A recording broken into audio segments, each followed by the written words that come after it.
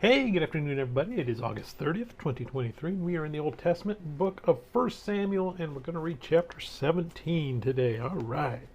Battle of David and Goliath. I think just about everybody knows this one, whether you've read your Bible or not, whether you're a Christian or not. Usually, David and Goliath is a story that most people understand. The little guy against the big giant. Some things that we want to see as we're reading through this section.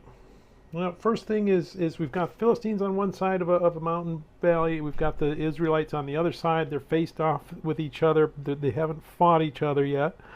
The Philistines keep sending out their champion Goliath to challenge the Israelites and say, send one person down and I'll fight him and we'll decide the battle. That's it.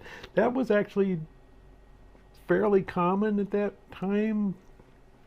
I mean, the idea is you've got two armies and they're pretty evenly matched. So I know that win or lose, it's going to be a bloody, awful battle. So you know what?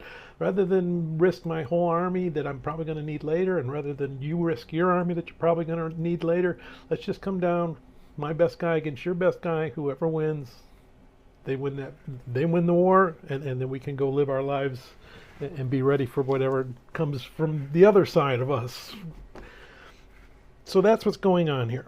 Now, Goliath, my Bible, New King James Version, is going to give him a height of 6 cubits in a span. Some are going to say 4 cubits in a span. Well, wait a minute, they're conflicting. The Bibles need to agree. Well, in the idea of inerrancy of Scripture, we would say that if I had the actual Hebrew in front of me, it would for sure tell me the actual height of Goliath, whether it was six cubits or 4 cubits. But I don't have that. I've got a copy of a copy of a copy of a copy of a copy that has then been translated. So somewhere along the line, either someone changed the 4 to a 6 or the 6 to a 4. Now, if it's 6, he's about 9 feet. If it's 4, he's about 6.5, 7 feet. So decide for yourself where he is. As far as the story goes, yeah, famous, he's a giant, but that's really not what the author of this wants to see with Goliath, that he's a huge giant. What they want us to see is he's a warrior. He is a professional fighter. He's like a big NFL linebacker or lineman or your favorite gigantic professional wrestler, and he's going against the little 10-year-old, or well, I don't know exactly how old David is, maybe a little bit older than that. So this is a mismatch of mismatches. Professional soldier, shepherd boy. He's got armor and a shield and a giant sword, and he knows how to use it. Little shepherd boy with a staff and a slingshot and some rocks. But he does know how to use those. So that's what we want to see here. Other big thing we want to see is the contrast between Saul, the current king, and David, the future king. While all this is going on, what's Saul doing? Well, he's hiding in his tent. He's not rushing out there to face Goliath himself. He's not looking for someone to go. He's happy to just kind of sit in his tent and wait this out. Then you've got David, who what? He's insulting God? Let me at him. Let's go. God is going to give us this victory. So Saul, who's supposed to be looking towards God, but he really wants to look towards himself, and you've got David, who looks to God for everything, all things, and we see that all throughout David's life, and we see that throughout Saul's life, and that's why Saul is on his way down and David is on the rise.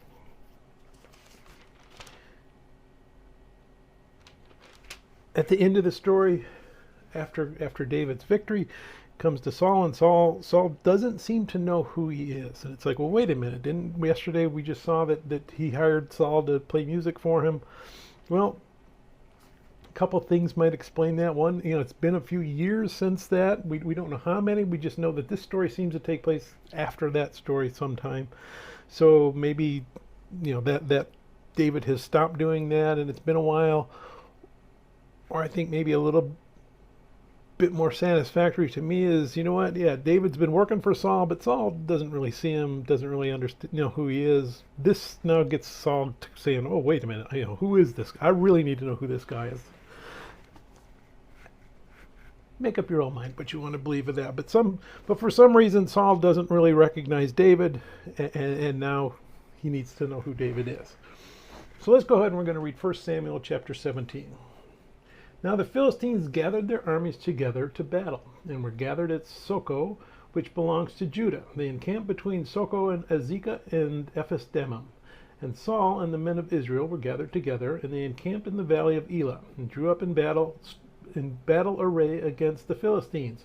The Philistines stood on a mountain on one side, and Israel stood on a mountain on the other side, with a valley between them. And a champion went out from the camp of the Philistines named Goliath from Gath, whose height was 6 cubits and a span. He had a bronze helmet on his head, and he was armed with a coat of mail, and the weight of the coat was 5,000 shekels of bronze. And he had bronze armor on his legs, and a bronze javelin between his shoulders. Now the staff of his spear was like a weaver's beam, and his iron spearhead weighed 600 shekels, and a shield bearer went before him. Then he stood and cried out to the armies of Israel, and said to them, "Why have you come out to line up for battle? Am I not a Philistine, and you the servants of Saul? Choose a man for yourself, and let him come down to me. If he is able to fight with me and kill me, then we will be your servants.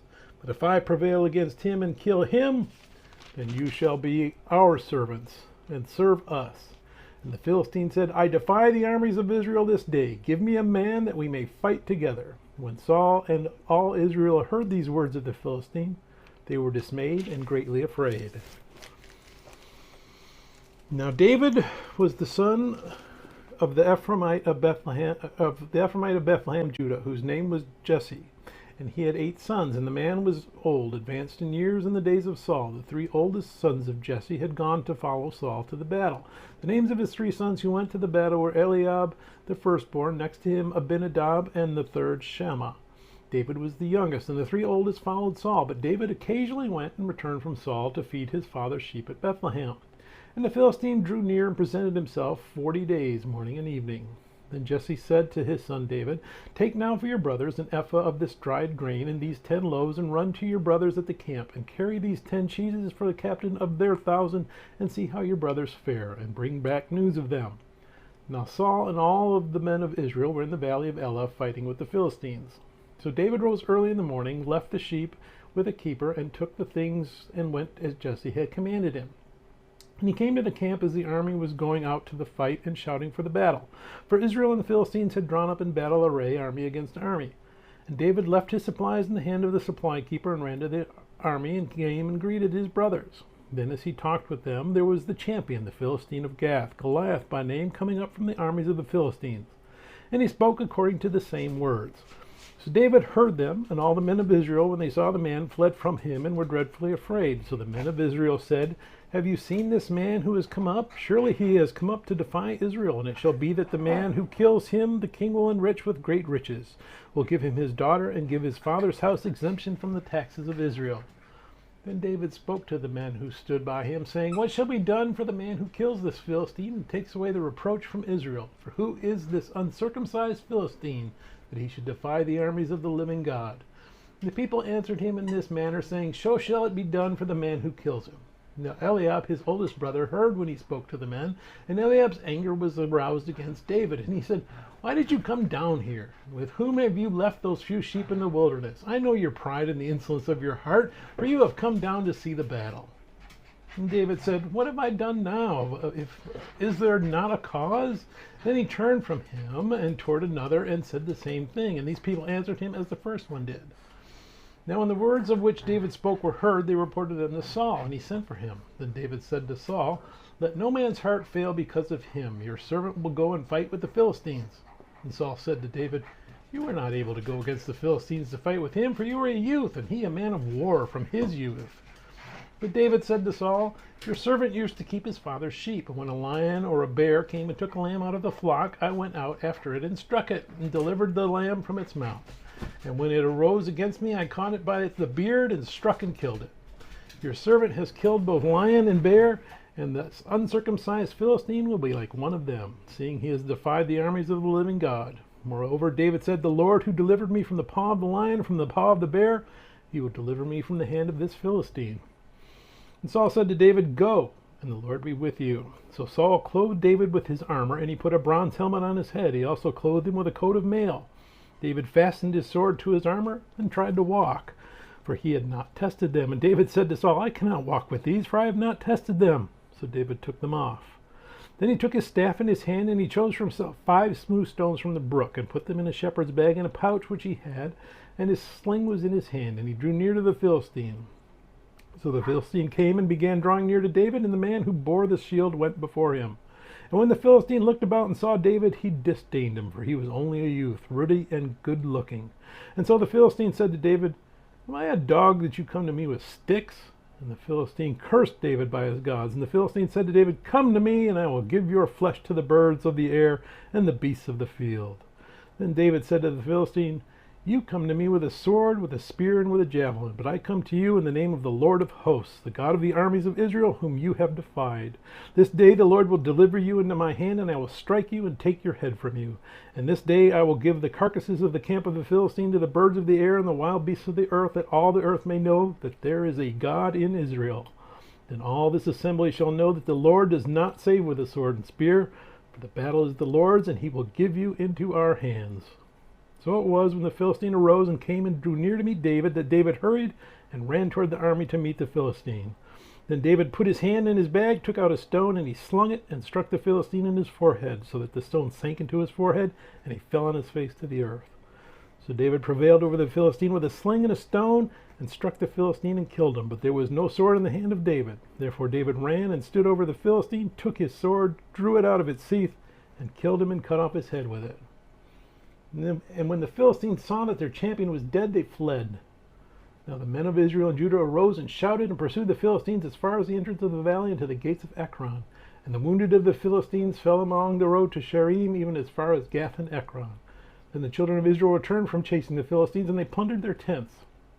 And David took the head of the Philistine and brought it to Jerusalem, but he put his armor in his tent. When Saul saw David going out against the Philistine, he said to Abner, the commander of the army, Abner, whose son is this youth? And Abner said, as your soul lives, O king, I do not know. So the king said, inquire whose son this young man is. Then as David returned from the slaughter of the Philistine, Abner took him and brought him before Saul with the head of the Philistine in his hand. And Saul said to him, whose son are you, young man? So David answered, I am the son of your servant Jesse, the Bethlehemite. May God bless the reading of his word. May God bless you. Bye.